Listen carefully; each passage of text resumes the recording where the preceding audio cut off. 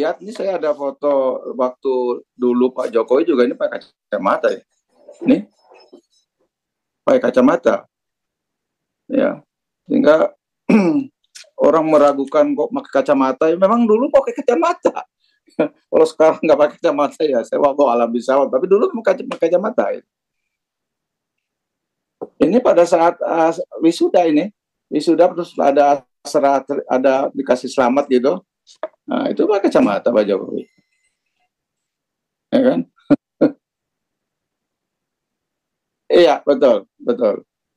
Ya, memang di awal sih Pak, kadang beberapa yang saya lihat di foto-foto dengan teman-teman Pak Jokowi yang pakai kacamata. Tidak banyak yang pakai kacamata, waktu itu ada beberapa teman saya, termasuk diantaranya adalah Pak Jokowi. Anda kembali menyaksikan Apa Kabar Indonesia Malam. Sebelum mungkin Mas Freddy bisa merespon apa yang dikatakan oleh Mas Aziz, opsi restoratif justice, kita akan respon dulu ya mengenai tayangan yang baru kita saksikan. Ini pernyataan dari teman dari Pak Jokowi, Mustoha Iskandar, yang bahkan menunjukkan foto ketika wisuda. Ini ada Pak Jokowi dalam foto tersebut. Nah, ini bukti tersebut menurut Anda bagaimana, Mas Aziz? Ya, nggak apa-apa. Itu bukti kalau di kuliah kan. Tapi pada saat wisuda ada?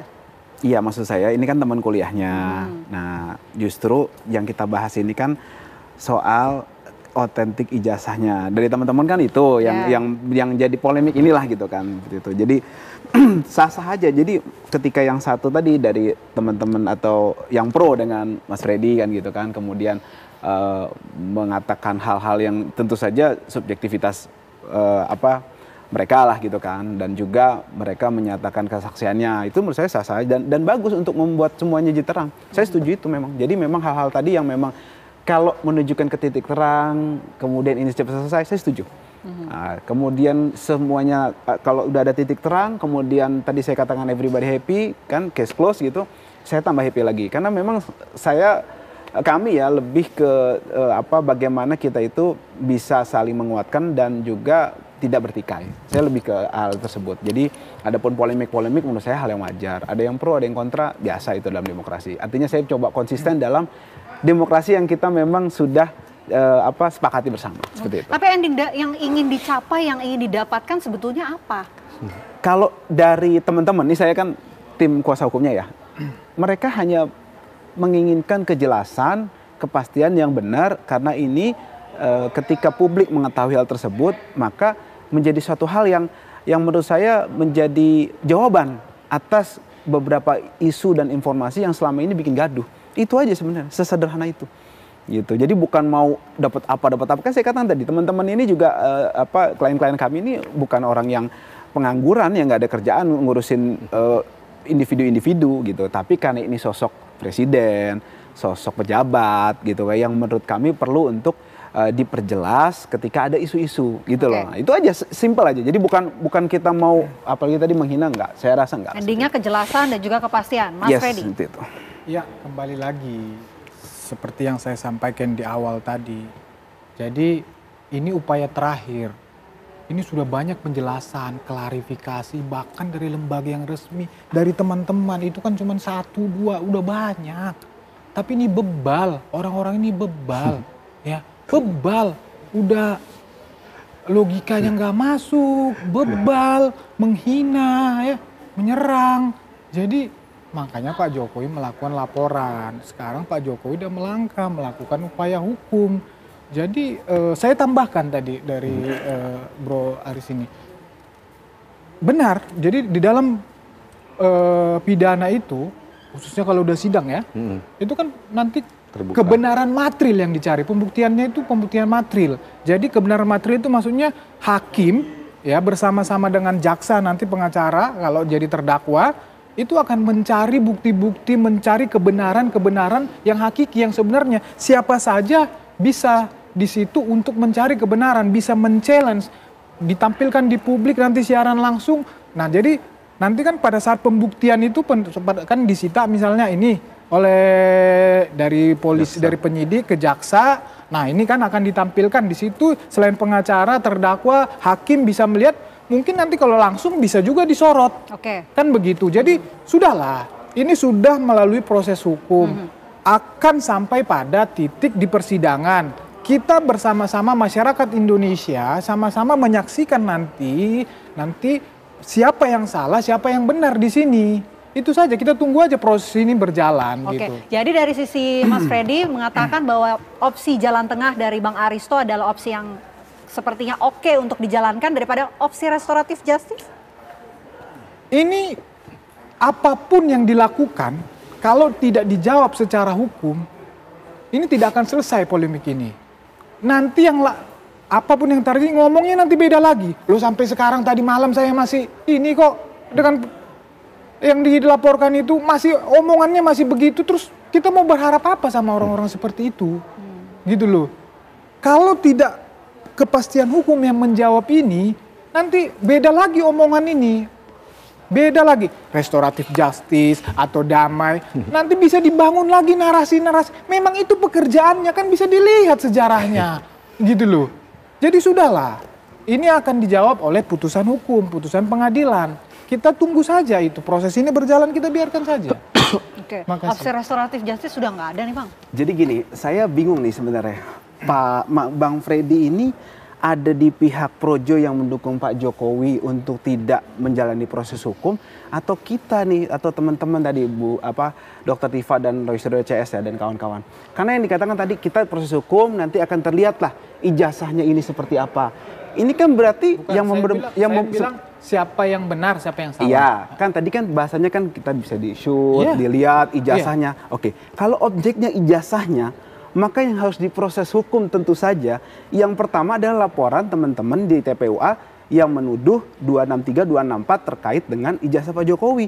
Kan objeknya ijazah. Makanya saya bingung, saya tadi waktu duduk, ini Mas Freddy ada di pihak Pak Jokowi yang membela itu atau apa? Karena dia katakan tadi kan nanti di persidangan kelihatan ijazahnya itu asli atau palsu. Berarti objeknya 263 dong, 264. Koreksi kalau saya salah. Iya. Nah, tapi kalau objeknya adalah laporan Polda Metro Jaya, itu adalah penghinaan tadi, penghasutan, menyerang kehormatan. Ya berarti yang dibuktikan itu bukan ijazahnya, tapi apa sih serangan kehormatannya itu? Gitu loh. Jadi saya mau luruskan, saya tadi bertanya-tanya makanya, ini kok malah pengen supaya ini proses hukum, terdakwanya ya Pak Jokowi nanti kalau begitu ceritanya gitu loh. Mas saya jadi bingung gitu. Maksudnya kayaknya ada yang miss di sini. Makanya saya dikit urusan dulu. Jadi kalau misalnya sekali lagi, kalau misalnya yang mau dibawa ke persidangan adalah ijazah ini kemudian dibuktikan, maka terdakwanya Pak Joko Widodo. Apa Pak Freddy mau itu? Kan enggak kan? Nah maksud saya ini kayaknya ada yang miss gitu. Itu kan Mas Hadis yang menyatakan itu. Bukan, itu argumennya begitu. Biar saya jelaskan. Jadi bukan tidak bisa juga di dalam proses penyidikan di perkara Polda, ijazah itu menjadi barang bukti. Barang bukti itu kemudian nyampe ke jaksa, bawa jaksa ke pengadilan. Bukan tidak mungkin juga itu. Bukan, dan Mas. itu Yang dilaporkan. Dan itu tadi saya lagi bicara yang ditanya tadi saya. Kan tadi udah saya lagi bicara. Oke, Mas Ajis dulu. Saya lagi bicara, saya sampaikan, saya mau tanyakan. Justru saya menghormati Anda untuk tadi memotong. Nah, saya mau sampaikan bahwa kalau yang dilaporkan yang di Polda ya Mas ya, itu soal pasal ya ada 310, 311, Undang-Undang ITE pasal 32, 35. Itu tidak ada urusannya dengan ijazah ansih gitu loh maksud saya. Jadi kita buktikan hinaannya seperti apa, ya, pencemaran nama baik seperti apa. Jadi nggak ada ijazahnya itu. Saya mau kasih bukti, ini empiris nih, ini konkret. Waktu persidangan Gus Nur dan Bambang Tri, tidak ada ijazahnya ditunjukkan, nggak ada. Jadi keliru. Saya meluruskan nih, maaf nih, supaya kita membangun konteks berdiskusinya pas gitu loh. Saya khawatir nanti ketika ini malah berbalik ke Masnya gitu. Saya pakai bukti empiris tuh. Jadi kalau dikatakan mungkin saja, kan baru mungkin. Saya sudah mengalami waktu sidang Gus Nur dan Pak Bambang Tri, objeknya sama. Itu tidak dibahas, mana ijazahnya? Nggak dikeluarin. Gitu loh. Mas Freddy singkat aja. Ya, jadi kan begini. Jadi kan laporan itu ya yang menuduh ijazah Pak Jokowi palsu. Ya, menuduh ijazah Pak Jokowi palsu. Jadi kan yang bisa menjawab itu berarti keaslian ijazah Pak Jokowi, kan begitu. Jadi bukan barang tidak mungkin bahwa ijazah yang asli itu nanti yang sudah diperiksa oleh penyidik itu sehingga mematahkan tuduhan ijazah asli itu disita menjadi barang bukti. Kalau sudah disita menjadi barang bukti, otomatis itu akan dibawa ke persidangan. Kalau sudah dibawa ke persidangan, supaya publik bisa melihat semuanya, itu nanti di dalam proses itu, ya kan jaksa atau pihak terdakwa juga bisa meminta itu diperlihatkan, hakim juga bisa melakukan itu. Itu yang mau saya sampaikan, sehingga kepuasan publik, pertanyaan publik akan terjawab. Itu yang mau saya jelaskan. Biarlah proses hukum itu yang menjelaskan, menjawab itu. Begitu, bukan tidak mungkin ijazah itu sampai ke persidangan, itu maksud saya. Karena kan yang diributkan kenapa tidak ditunjukkan saja. Itu yang mau saya jawab, biarlah proses persidangan yang menjawab itu. Bang Aristo, ini kan ada dua perkara ya, laporan penghinaan dan juga satu lagi soal ijazah. Mana kira-kira yang duluan diproses? Kalau yang mana yang duluan diproses, saya nggak tahu pasti ya karena penyidik. Tapi kalau lihat tadi dari diskusi, kalau bukti-buktinya sekarang ya, bukti-buktinya itu lebih mengarah kepada laporan Pak Jokowi yang diproses. Kenapa saya mengatakan begitu? Pertama, pihak otoritas dalam hal ini UGM sudah mengatakan itu asli. Itu bukti yang bukti yang cukup fundamental karena UGM ini yang punya otoritas untuk menyatakan itu. Yang kedua, ada bukti-bukti soal tadi misalnya foto wisuda atau teman itu saksi. Bukti saksi itu buat saya derajat kedua karena saksi kan bisa ngomong A bisa ngomong B. Tapi kalau bukti otorisasi itu bukti yang susah dibantah kecuali dibuktikan UGM bersekongkol, kecuali. Itu yang pertama. Jadi kalau pertanyaannya mana kira-kira prediksi saya yang lebih gampang diproses, ya laporan yang di Polda. Nah, yang kedua saya mau menanggapi tadi, seru dia.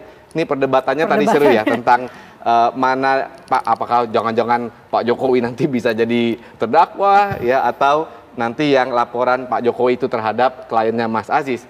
Jadi dua-duanya itu sangat punya kemungkinan ya ijazahnya itu dihadirkan. Kenapa? Pertama, konstruksi pasal tentang pencemaran nama baik dan fitnah. Fitnah itu apa sih? Fitnah itu menuduh orang ya melakukan tindak pidana.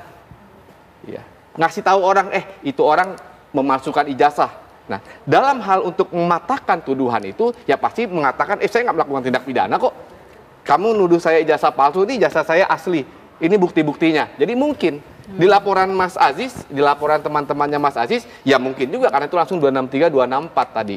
Jadi kalau pertanyaannya ijazah ini bisa dihadirkan di perkara yang mana? Dua-duanya bisa.